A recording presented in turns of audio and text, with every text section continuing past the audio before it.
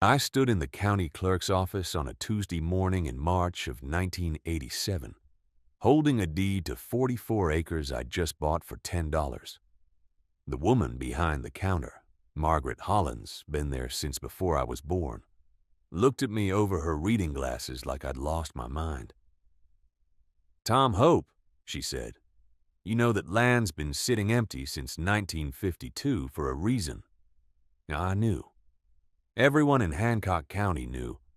The old Dietrich place, 3 miles south of Route 36, halfway between Findlay and Macomb. No road access except a washed-out township lane. No power lines within a mile. The barn collapsed in the blizzard of '78. The house burned down before I was even married. Just scrub timber, thistle, and a sinkhole the size of a school bus that opened up one night in 1951 and swallowed Emil Dietrich's best milk cow. The county had been trying to unload it for back taxes for 35 years. Nobody wanted it. Not for $100, not for 50. I offered 10 and the county commissioners took it before I could change my mind. My son called from Columbus that night. He's an engineer at Honda.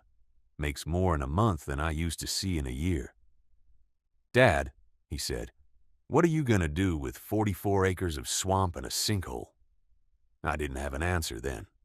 I just told him I'd been watching that land since I was a boy. And something about it always pulled at me.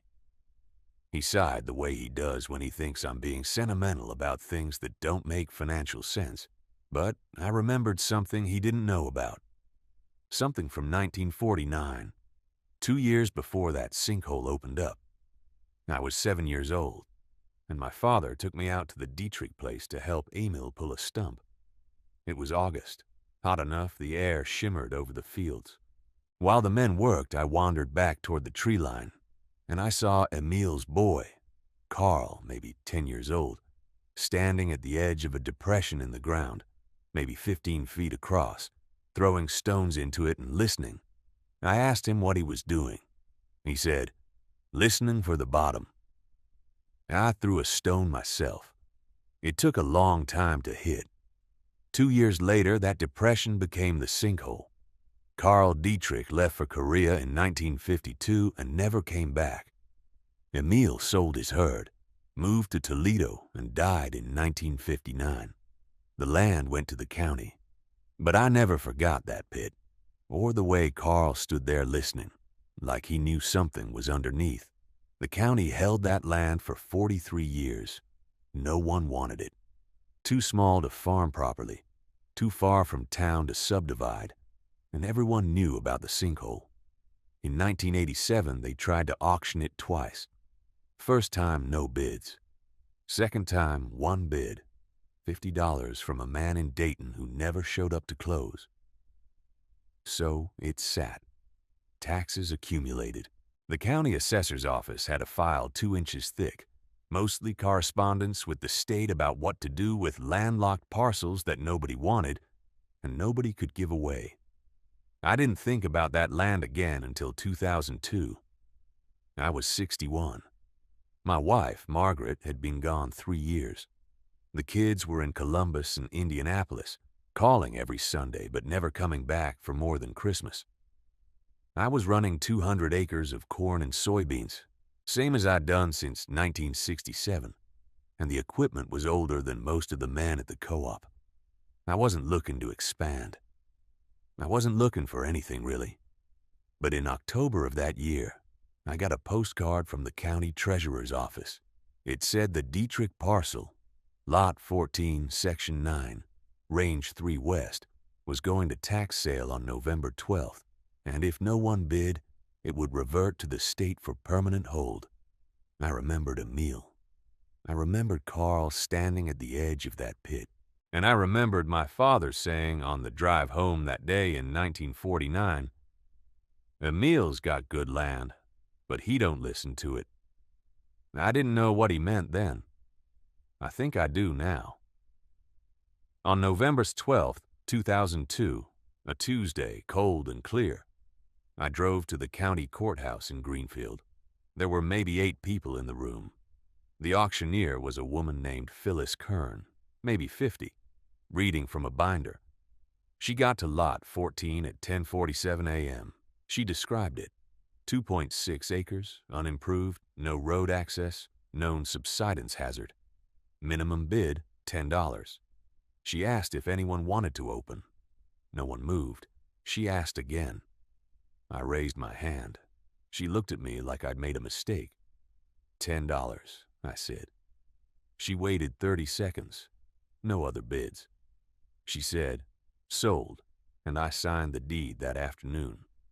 I drove back to the farm with the deed folded in my coat pocket. My wife, Linda, was at the kitchen table when I came in. She looked up from her coffee and said, well, I told her I'd bought it. She didn't ask how much. She just nodded and said, you gonna tell me why, or do I wait till spring? I said I didn't know yet. That was the truth. The first time I walked the property was November the 15th, a Friday. I parked the truck on the county road and climbed the fence. The ground was frozen hard. I walked the perimeter first. Took me maybe 20 minutes. The pit was near the center, maybe 40 feet across, steep-sided, choked with sumac and wild grape. I stood at the edge and looked down. You could see where the earth had given way in layers, like a cake that collapsed in the oven. There were chunks of limestone showing through the dirt, and at the bottom, maybe 15 feet down, a dark opening. Not a sinkhole. Something else. I went home and pulled out my father's notebooks.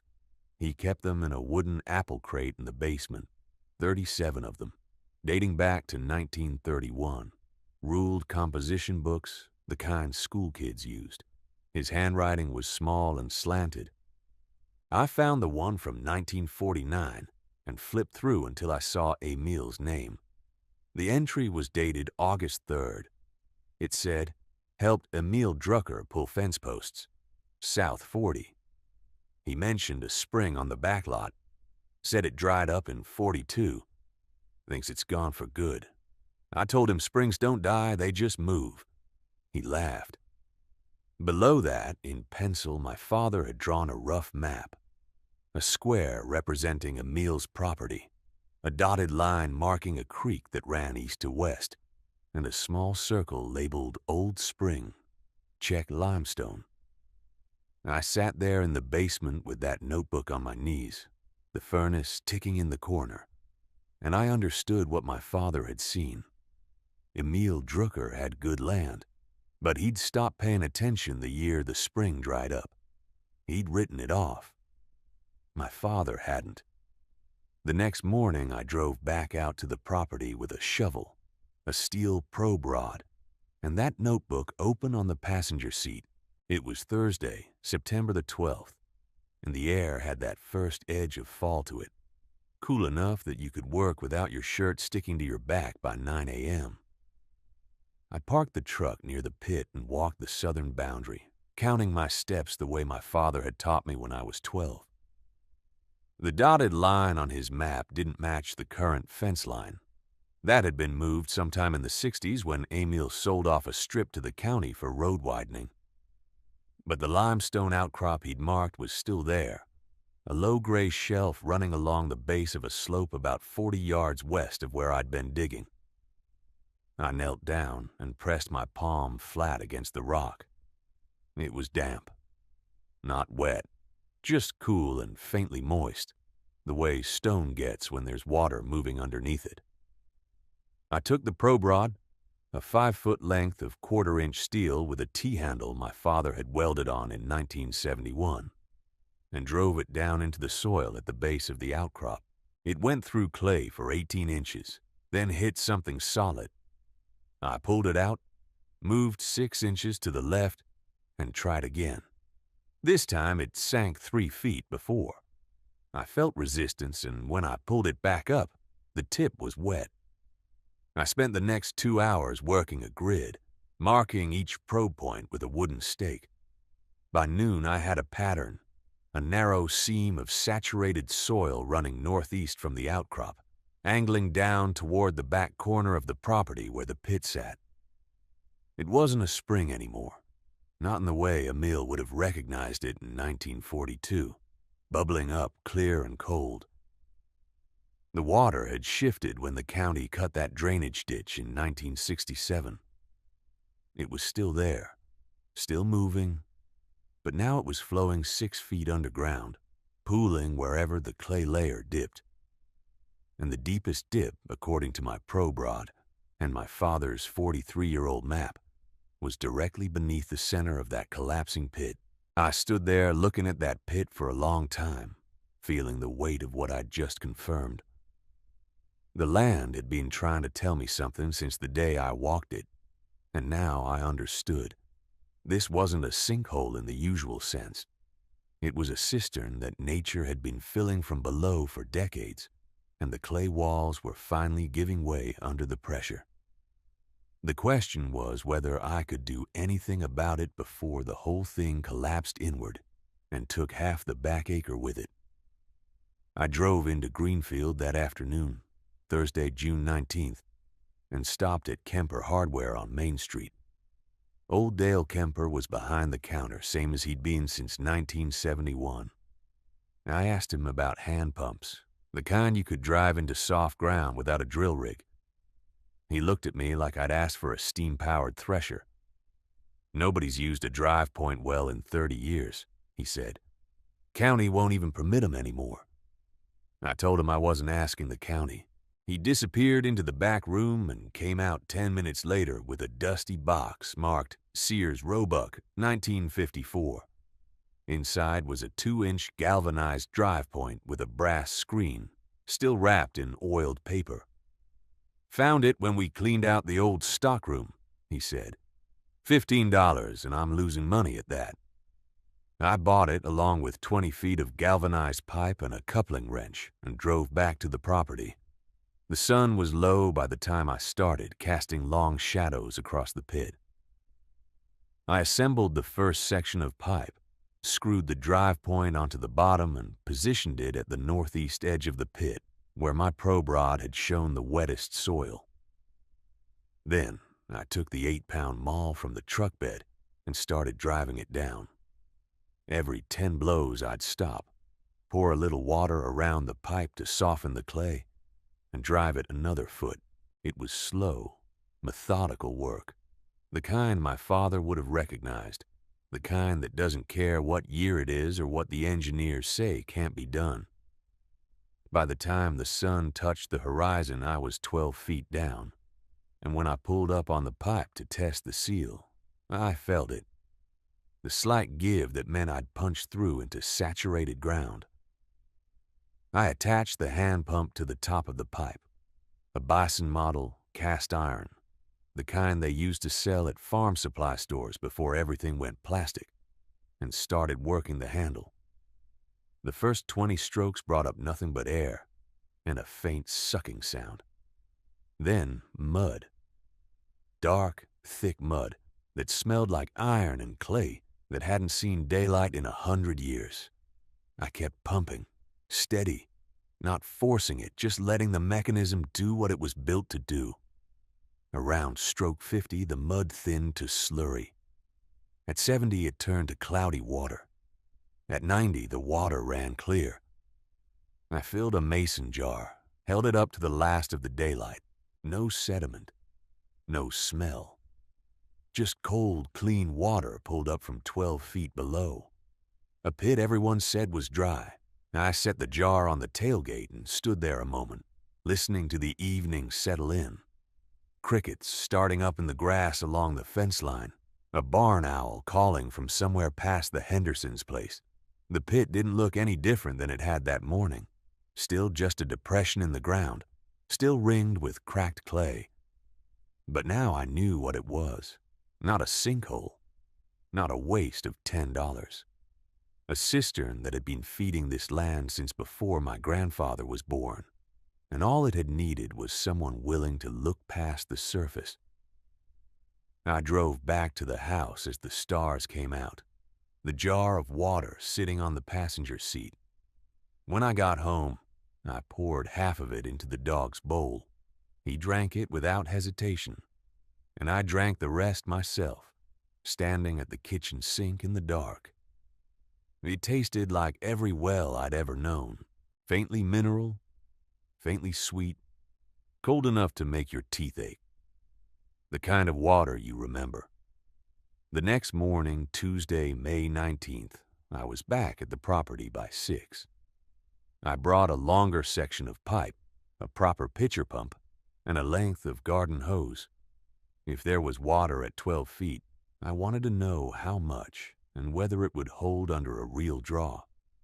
I spent the first hour clearing more of the brush around the pit, widening the access so I could work without catching my sleeves on thorns every time I moved. The morning was cool, maybe 55 degrees, and the dew was still heavy on the grass. By 7:30, I had the new pipe sections connected and the pitcher pump mounted on a makeshift platform I built from 2x6s and cinder blocks I found half buried near the fence line. The pump was a Simmons model from the 1960s, cast iron, painted red once, but mostly rust now, that I'd pulled out of my own barn 3 years ago when I thought I might need it someday.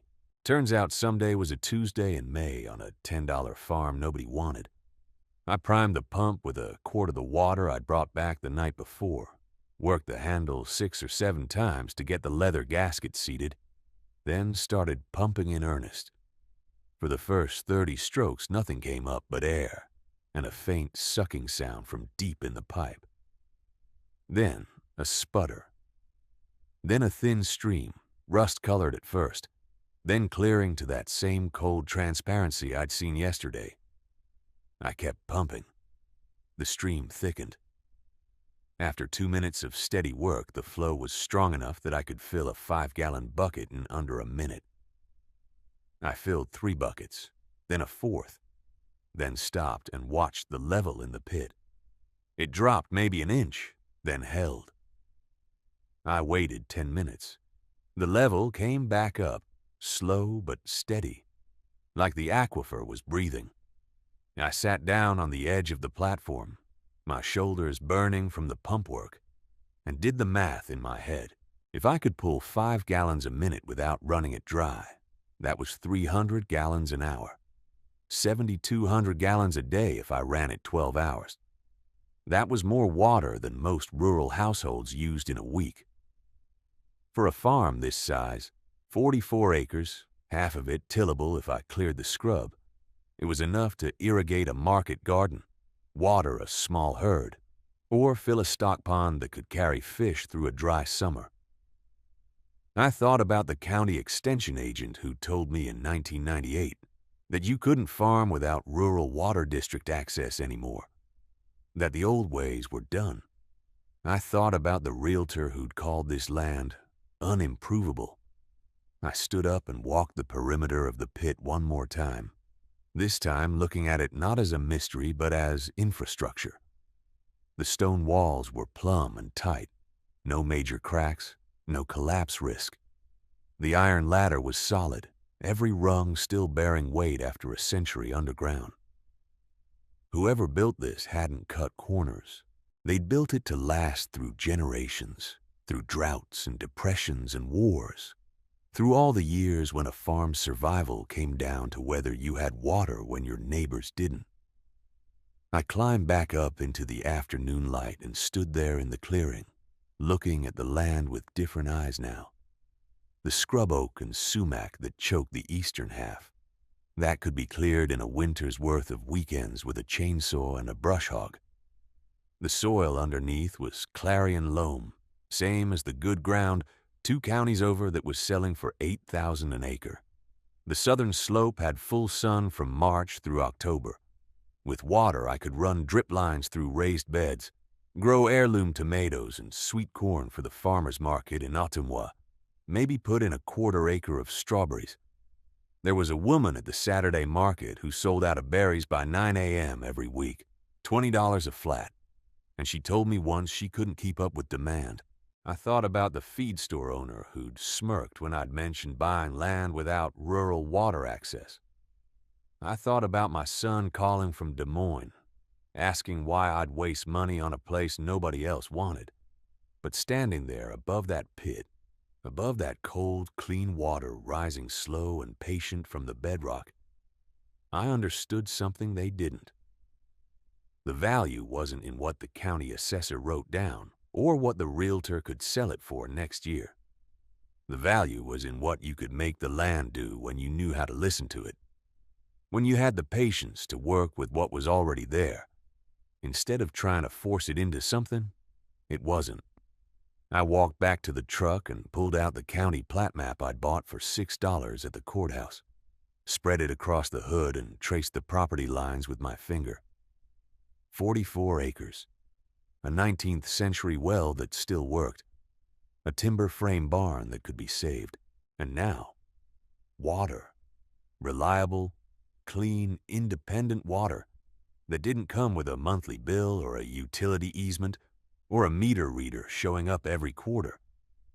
I stood there in the November cold, watching the sun drop behind the tree line, and did the math in my head the way my father taught me. A household uses about 75 gallons a day if you're careful. A small farm operation, chickens, a garden, maybe a couple of head of livestock, might push that to 150. The well I'd just cleared was pulling maybe 3 gallons a minute when I tested it with the bucket. That's 180 gallons an hour if you let it run. Over 4,000 a day if you needed it. More than enough. More than I'd ever use. I folded the map and slid it back into the glove box, then walked the fence line along the eastern edge where it bordered the Kowalski place. Every 50 feet or so, I stopped and looked back at the land from a different angle, the way you do when you're trying to see what it wants to become. The barn sat about 200 yards from the road, the well another 100 yards beyond that, and between them was flat bottomland that had grown nothing but volunteer thistle and brome grass for 30 years. Good soil, though. I could tell by the way the weeds grew thick and the color of the dirt where the frost had heaved it up along the old fence posts.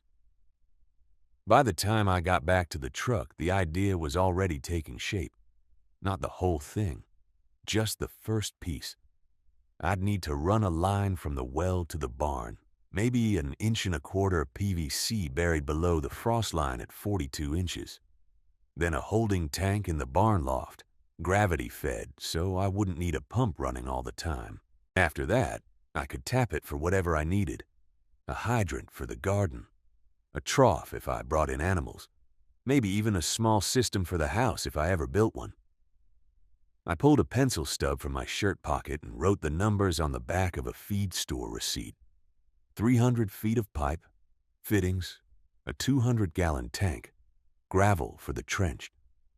Maybe $800 if I did the work myself. $1,000 if I had to rent a trencher. I sat in the cab with the engine running and the heater blowing cold air until it finally warmed up. And I thought about Harold Voss standing in his driveway 30 years ago, laughing. I didn't go back to town that day. I drove to the hardware store in Wellsburg, 23 miles north, and bought what I needed. Came back and started digging the trench by hand because I didn't want to wait on a rental. Took me 4 days. On the 5th day, I laid the pipe, backfilled, and set the tank. On the 6th, I ran a test line to a hydrant I mounted on a post near where the garden would go. Turned the valve. Water came out clean and cold. No rust, no sulfur smell. Just water. I stood there with my hand under the stream, and I thought about my father's notebook, about the $10 Harold Voss thought was a joke, about the spring that had been running under this ground since before any of us were born. I thought about all the years I'd spent working land that wasn't mine, saving money in coffee cans, waiting for something I could hold on to. And now I had it. Not because I was smarter than anyone else, because I'd been willing to look at what everyone else walked past. That was March of 1994. By June, I had a small house framed up on the high ground near the road. By October, I had a roof and walls. I've been here 32 years now. The spring hasn't slowed. The water's still cold. I've got a garden that runs May through September, a few chickens, a workshop in the barn. Harold Voss died in 2003. His son sold the farm to a developer 2 years later. It's a subdivision now. 42 houses, all of them on city water. I still have my father's notebook. I keep it in the kitchen drawer, wrapped in the same oilcloth. And I still have the receipt from the county clerk's office. $10 paid in full. April 14th, 1993. If you've got something people laugh at, a small piece of ground, an old machine, a box of papers nobody wanted, don't be so quick to let it go. Sometimes the thing that looks like nothing is the only thing that matters.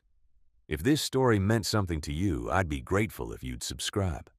And if you've got your own version, your own $10 farm, your own spring nobody else saw, I'd like to hear it. Leave it in the comments. I'll read every one.